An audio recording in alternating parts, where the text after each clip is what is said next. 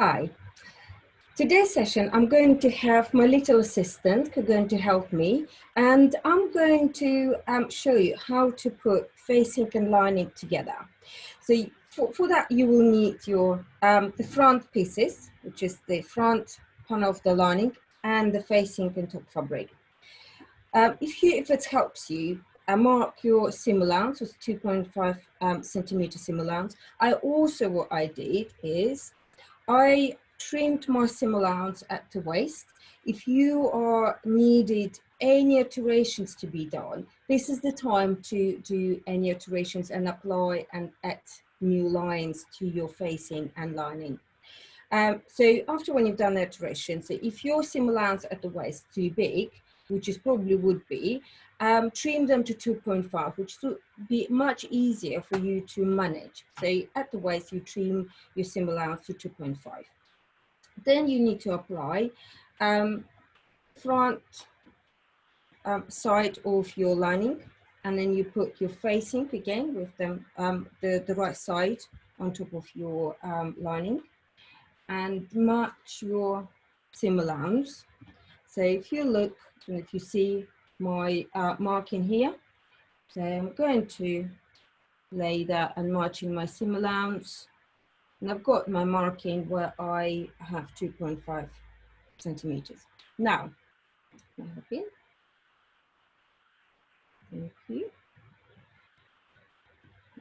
Okay. Then I put that together, okay, and carry on pinning. So I'm going to pin that side. I'm going to pin that side here. Both sides. Make sure your fabric is distributed evenly. Thank you.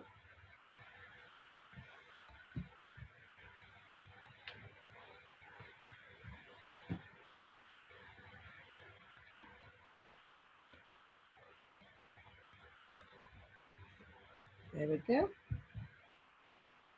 Thank you so much.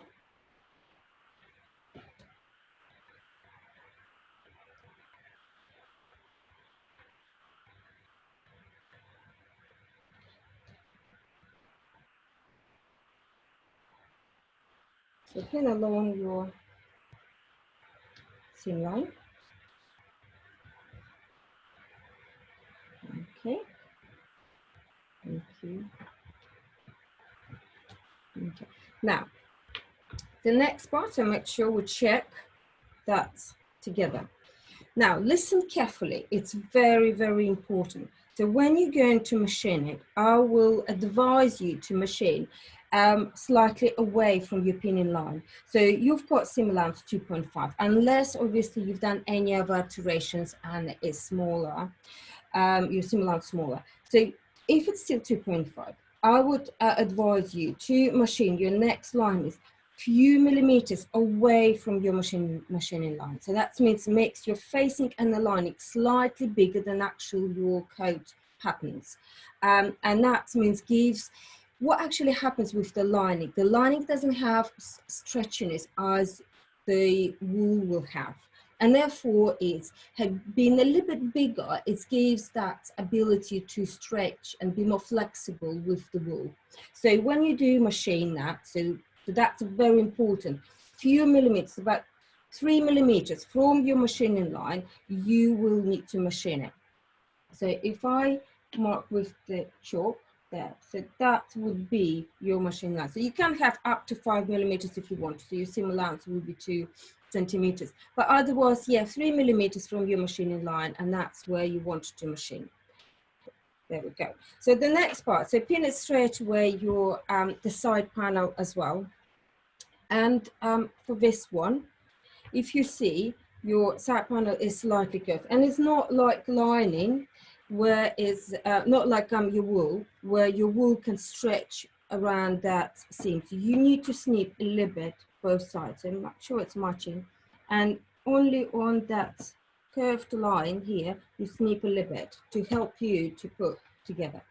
Again, in the same manner, so you pin your seam allowance 2.5 centimeters, but your machining line would be a little bit away from your seam. So I just move that. So you're machining 3 to 5 millimeters away from the seam. Okay, so you're making your panels, you're making your lining intentionally bigger before you are, you know, before we apply. So we need, that's important for you to do it. So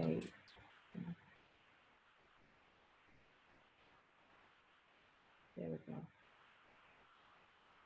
Okay, exactly the same. It's ready to be machined. Okay,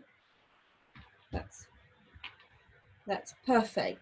So our next session would be on, I will show you how I put machined all the stuff together and iron them. So see you next time.